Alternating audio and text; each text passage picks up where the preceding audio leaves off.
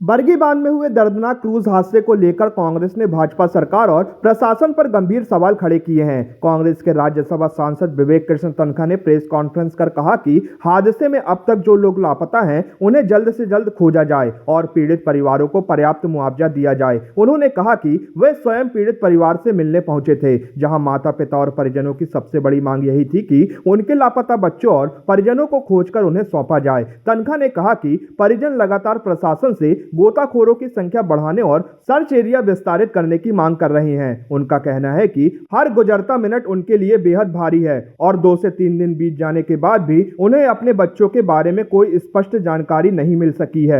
उन्होंने प्रशासन से सेना या अन्य विशेषज्ञ एजेंसियों की मदद लेकर पूरे इलाके को स्कैन करने की मांग की। उन्होंने कहा कि अब यह उम्मीद बेहद कम है कि कोई जीवित मिले, लेकिन फिर भी सभी लापता लोगों को जल्द से जल्द खोजकर उनके परिवारों को सौंपा जाना चाहिए। तन्खा ने सरकार द्वारा घोषित मुआवजे को अपर्याप्त बताते हुए कहा कि मुख्यमंत्री द्वारा घोषित 4 लाख और प्रधानमंत्री राहत राशि के 2 लाख रुपए पर्याप्त नहीं है। उन्होंने मांग की कि प्रत्येक मृतक के परिजनों को कम से कम 10 लाख रुपए का मुआवजा दिया जाए, क्योंकि कई परिवारों ने एक साथ 2-2 और 3-3 सदस्यों को खोया है। प्रेस कॉन्फ्रेंस के दौरान तन्खा ने कहा कि इस पूरे मामले में स्वतंत्र जांच होनी चाहिए। उन्होंने आरोप लगाया कि हादसे के पीछे प्रशासनिक लापरवाही, कमजोर प्लानिंग और निगरानी की कमी जिम्मेदार हो सकती है।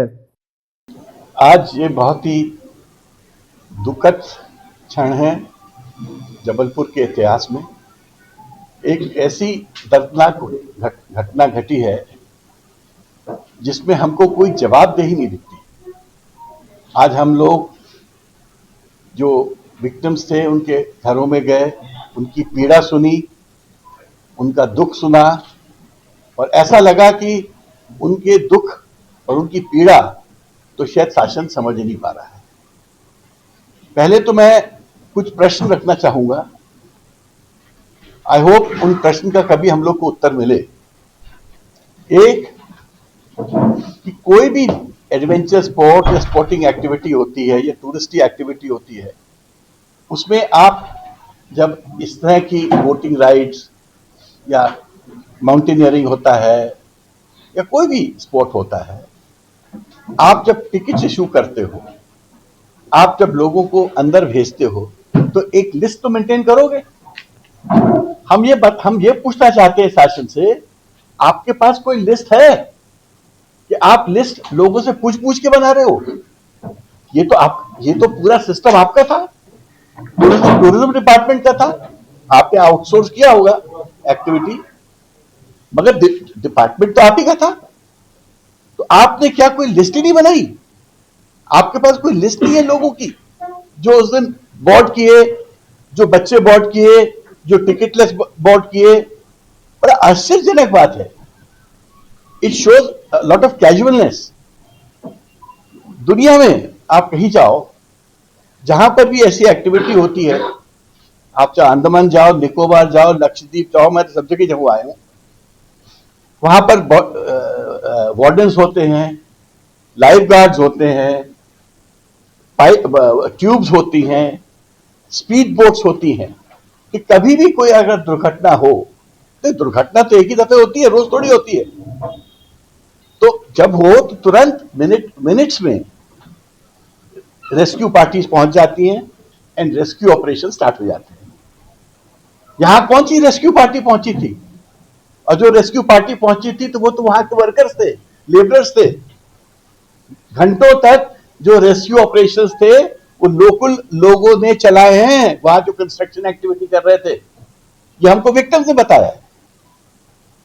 कोई प्रशासनिक अमला, जिसको कहते हैं, आप कहते हो नेशनल डिजास्टर मैनेजमेंट, वो जो फोर्स है, स्टेट डिजास्टर मैनेजमेंट फोर्स है, ये सब पेपरों में है। बट फैक्ट ये है कि जब ऐसी घटनाएं होती हैं तो जिस स्पीड से उनको वहां पहुंचना चाहिए वो रहती नहीं है। आप बताओ, अगर आप 3-4 घंटे बाद पहुंचे भी, तो ऐसे केस में जहां लोग डूब गए, कौन बचेगा? कोई बचता है क्या इसमें? और सबसे बड़ी बात, इवन लाइफ जैकेट्स जो हर वक्त पहनाई जाती है, इस केस में किसी को लाइफ जैकेट नहीं पहनाई गई थी। टर्बुलेंट वाटर था, येलो अलर्ट था। एक आपने देखा वेव्स आ रहे थे, उसके बावजूद भी आपने लोगों को जैकेट नहीं पहनाई। और जैकेट किसने पहनाई? जो टूरिस्ट थे, आज विवेक सोनी जी मिले, उन्होंने झगड़ा किया, उन्होंने वो जैकेट्स अंदर से निकाली, कागज फाड़ा और लोगों को बांटी। उनने जो जैकेट्स बांटी उससे 10-15 लोगों की जान बच गई। तो प्रश्न तो बहुत सारे हैं, मगर प्रॉब्लम ये हो रही है कि इन प्रश्नों का हमको कोई उत्तर नहीं मिल रहा है। अब आप कह दोगे हमने तो जांच एजेंसी बिठा दी है, जांच एजेंसी आपको जवाब देगी। अब जांच एजेंसी किसकी है? जो मैंने पेपर पढ़ा था, कमिश्नर साहब की है और टूरिज्म सेक्रेटरी की है, if I am not wrong. अब टूरिज्म सेक्रेटरी तो खुद इस डिपार्टमेंट के हेड थे जिसने ये इतनी बड़ी नेग्लिजेंस की है, और कमिश्नर जबलपुर की आंखों के नीचे ऐसा हो रहा था।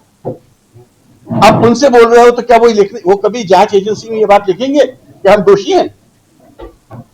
कभी वो व्यक्ति जो उस एक्टिविटी का इंचार्ज होता है, एडमिनिस्ट्रेटिवली या सुपरवाइजरी, वो कभी ये लिखेगा कि हमारा सुपरविजन गलत था, हमारा एडमिनिस्ट्रेशन गलत था, हमारी सोच गलत थी? कभी नहीं बोलेगा वो। तो मैं कांग्रेस पार्टी की तरफ से सबसे पहले पूरे विक्टिम फैमिलीज के प्रति अपनी संवेदनाएं एक्सप्रेस करना चाहता हूं। हम लोग सबसे मिले हैं। कांग्रेस पार्टी जो भी हमारी सीमित सपोर्ट सिस्टम्स हैं, हम उस सपोर्ट सिस्टम के माध्यम से उनकी मदद भी करेंगे।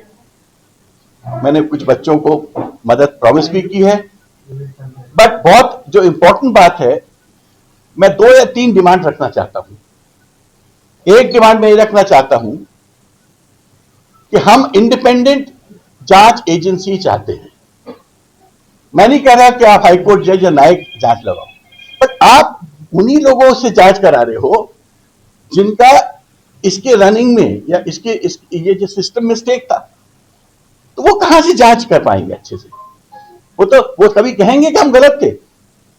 दूसरा मेरा कहना है, जो लोग अभी तक रिकवर नहीं हुए, पीड़ा देखी उन परिवारों की, रो रहे थे और मुझसे कह रहे थे कि सर किसी तरह हमारे बच्चों का शव हमको दिला दीजिए, हमको नहीं पता कि जिंदा है कि नहीं है। कई बच्चे, 4-5 बच्चे अभी भी उनका कोई पता नहीं है। तो वो कह रहे थे कि जो गोताखोर होते हैं उनसे बोलिए संख्या बढ़ाएं, उनसे बोलिए एरिया बढ़ाएं, और हमारे लिए तो 1-1 मिनट मुश्किल का है। 2-3 दिन हो गए हैं, हमने अपने बच्चों के बारे में कुछ सुना नहीं है। तो मेरा डिमांड है कि प्रशासन, चाहे वो आर्मी की हेल्प ले या जिसकी भी हेल्प ले, और उस पूरे एरियाज को अच्छे से स्कैन करे और जल्द से जल्द लोकेट करे इन सब अब आज के दिन तो मेरे को विश्वास नहीं है कि कोई उसमें से जिंदा मिल पाएगा, बट जिंदा मिल जाए तो बहुत बड़ी बात है। तो उनको लोकेट करें और उनको अपने परिवारजनों को हैंडओवर करें। तीसरी मेरी डिमांड है, आपने 4 लाख रुपए कॉम्पनसेशन अनाउंस कर दिया, प्रधानमंत्री जी ने 2 लाख रुपए कॉम्पनसेशन अनाउंस कर दिया। आज होता क्या है, देखिए ये अंतर है इस एक्सीडेंट में दूसरे एक्सीडेंट में। ये एक्सीडेंट आपके डिपार्टमेंट द्वारा कराया गया है, ये एक्सीडेंट कोई थर्ड पार्टी का नहीं है। तो अगर इनको केस लगाना है पड़ेगा तो ये खुद आपके अगेंस्ट केस लगाएंगे, इनको कॉम्पनसेशन चाहिए। तो मैं नहीं चाहता इन विक्टिम्स को केस लगाने की जरूरत पड़े, इनको पर्याप्त कॉम्पनसेशन दीजिए। मिनिमम 10 लाख तो होना चाहिए, सो दैट आज की परिस्थिति में वो लोग जो और किसी के यहाँ 3 लोगों की डेथ हुई है, किसी के यहाँ 4 की हुई है, किसी के यहाँ 2 की हुई है, तो कॉम्पनसेशन पर्याप्त होना चाहिए और ऐसा होना चाहिए जिससे लगे कि जस्टिस हुआ है, क्योंकि इस केस में नेग्लिजेंस आपकी है, ये थर्ड पार्टी नेग्लिजेंस का केस नहीं है। और आखिरी में मैं चाहता हूं कि जब आप इन सब बातों को आगे लेके जा रहे हो तो आप जो एसओपीज बनाओगे, ये एसओपीज तो आपको बहुत पहले बनानी चाहिए थी। ये थोड़ी होता है कि 20 साल तक आप ये सब काम करो और जब घटना हो जाए तो कहते हैं हम एसओपी बनाएंगे। तो 20 साल से आप क्या कर रहे थे? तो इसका मतलब आपको नॉलेज ही नहीं है, आप समझते ही नहीं हो कि इन चीजों के पीछे कितनी स्टडी होनी चाहिए, कितना रिसर्च होना चाहिए, कितनी प्लानिंग होनी चाहिए, कितनी स्ट्रैटेजी होनी चाहिए। तो हम लोग सबका डिमांड है कि एसओपीज बने, जल्द से जल्द लागू भी हो, मगर मोस्ट इंपॉर्टेंट है इंडिपेंडेंट जांच होनी चाहिए, कॉम्पेंसेशन बढ़ाइए और रेस्क्यू एक्टिविटी को अपग्रेड करिए, जिससे जल्द से जल्द लोगों को आप ढूंढ पाएं और उनके परिवारजनों तक पहुंचा पाए।